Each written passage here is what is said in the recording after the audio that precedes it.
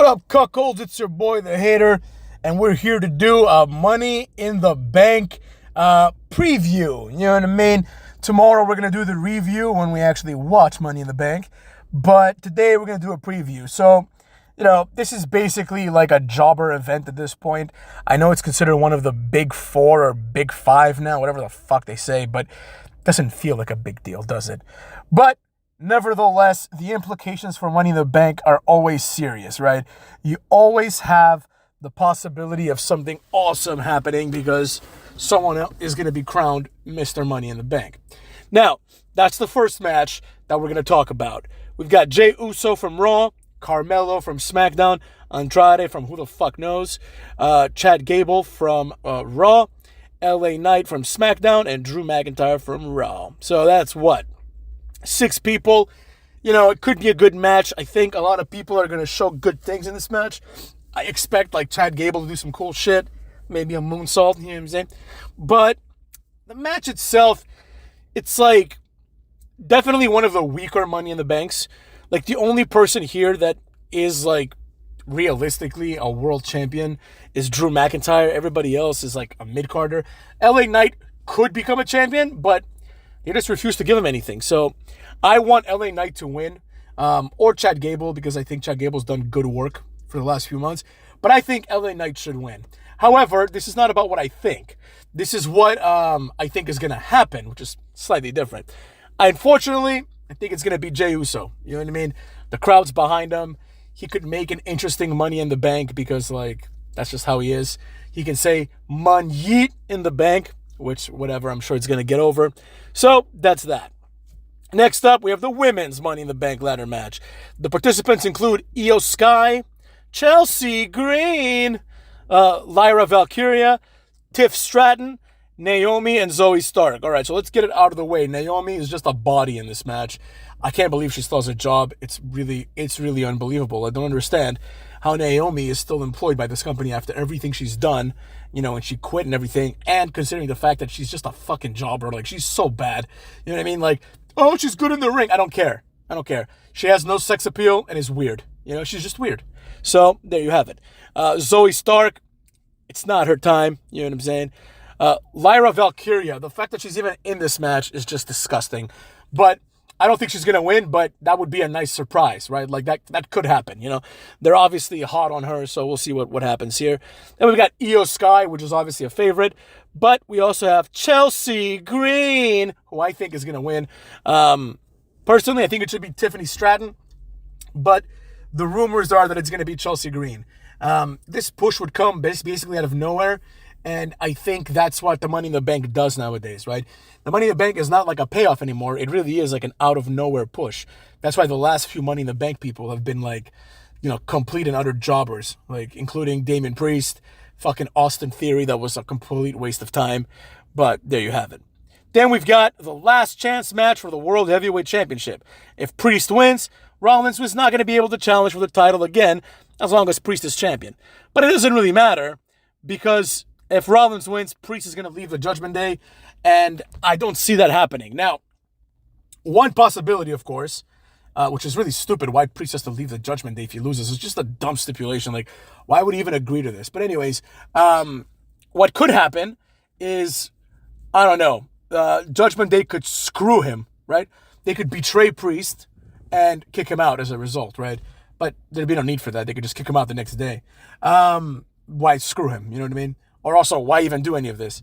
So, chances are, I see Damian Priest winning, and Damian Priest versus Gunther just makes more sense. Now, unfortunately, Damian Priest versus Gunther is just not worthy of a SummerSlam main event, so I could see Seth Rollins winning this. So, as you can see, so far, these first 3 matches, I'm not exactly sure what's going to happen at all in any of them.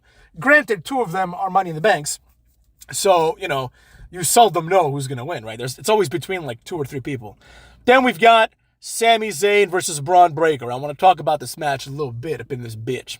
So, Sami Zayn, in my personal opinion, has had a horrendous Intercontinental title run. He's done nothing. He's basically just another Gunther, right?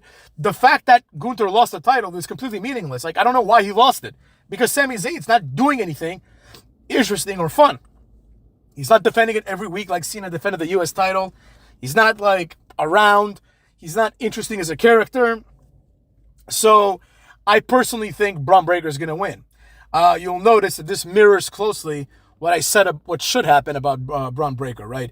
The only difference is they want to protect Gunther, and I guess they think, having a fluke win from Sami Zayn to Gunther is better than having Braun Breaker just completely destroy Gunther, which is what should be happening. Gunther being the world heavyweight champion, though, in the future, like, that would just set up a situation where Sami Zayn might want to say, like, I want to fight Gunther again for the world title this time. Why wouldn't he, right? I already beat him at WrestleMania. Why wouldn't I try again? You see what I'm saying? So, I don't know how I feel about Gunther being the world heavyweight champion, but I could see that being the case, right? Especially if Damian Priest wins today. So, like, that's another reason why Seth Rollins should win, really, because if Seth Rollins is wrestling Gunther, he could beat Gunther. Like, that wouldn't be, like, crazy, right?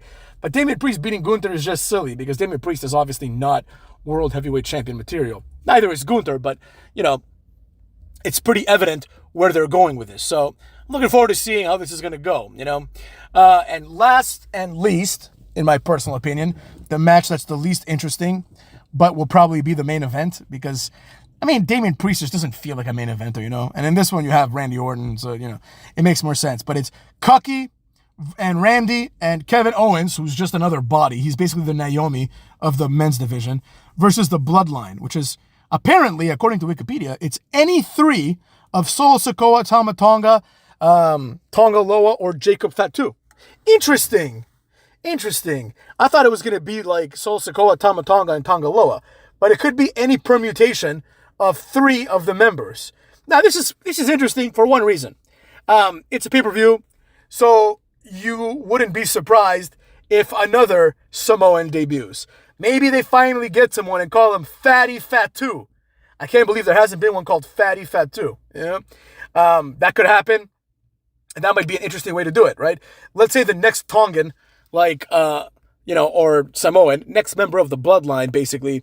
Let's say that this person fucking debuts, right? If they debut and they're in a situation where now, like, any member of the Bloodline can be in the match, then maybe they put the new guy in there, right? Maybe it's Solo, Jacob Fatu, and they're like, here's the newest member, like Fatty Fatu. And then Fatty Fatu becomes, like, the guy that, can eventually join the group and join the match, and then we see where that goes, right? Either way, I don't think it matters much, right? There's nothing really here to care about. What's the difference? If Cody Rhodes and friends beat them, does this end the feud? No, because the feud just started, right? If the Bloodline win, what does this establish?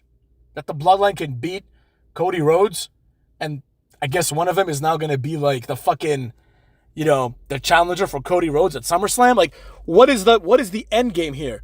The problem, of course, is that we know what the end game is, right? We know that the end game is Roman Reigns is coming back. And with that being said, who cares what happens? The only way this match has any kind of validity is if Roman Reigns comes back at SummerSlam, which I don't think is going to happen. I personally believe that Roman Reigns should come back on a random-ass episode of SmackDown. Like, unannounced, Just the music hits, and Roman Reigns comes out, and, that's what happens, right?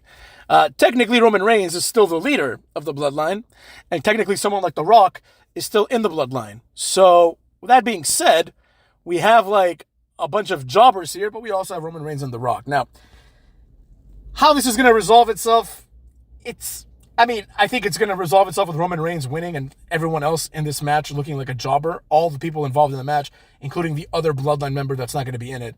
But that resolution is not coming anytime soon. And with that being said, it's like, this just feels like a filler match. This feels like the main event of a throwaway SmackDown. But since Cody Rhodes doesn't wrestle in throwaway SmackDowns, this has to go on pay-per-view. So there it is. If this is the main event, now the match could be great. I'm not going to, the match could be fun. Like, it could be chaotic. It could be entertaining. But if this becomes the main event, I'm pretty sure that this is the worst main event in history. Because, Okay, fine. We can accept that Cookie Rhodes is the world champion and Randy Orton is a legend. We can accept those facts. But Kevin Owens is a mid-card jobber, and the Bloodline is... I mean, I don't even know if the phrase mid-card jobber is fair, because at best, Sol Sikoa is a mid-card jobber, and like Tangaloa and Longatoa, whatever their names are, those guys are jobbers. Like, those guys are undercard wrestlers. Like, they'll be jobbing to like Mercy the Buzzard and Huskus the Pig in a few weeks. You know what I mean? Or in a few years, probably, if they stick around that long. Or in a few months, more likely, by the next draft. So anyways, there you have it. Those have been your predictions. I personally think that the Cody Rhodes team is going to lose because the Bloodline is on a roll now, but it's not going to be this meaningful win. I'm going to say that Jey Uso is going to win the fucking Money in the Bank. Chelsea Green is going to win the women's. And I think that Damian Priest is going to win the what's it called? The title match. I don't see a scenario where he drops it, to be completely honest, because it just doesn't seem like it's something that's going to happen, right? Like, he needs to be there when Rhea Ripley comes back, right? And if he's going to be kicked out of the group, that doesn't make any sense. So, what am I forgetting? Am I forgetting something? Well, I'm forgetting the fact that Gunther's not wrestling at all. You know what I'm saying? Oh, yeah. And I think Braun Breaker's going to win. Personally, I hope that it happens in a 1-minute squash. But who knows, right? Anyways, Cucks, that's been the preview. Take care of yourselves, cuckolds.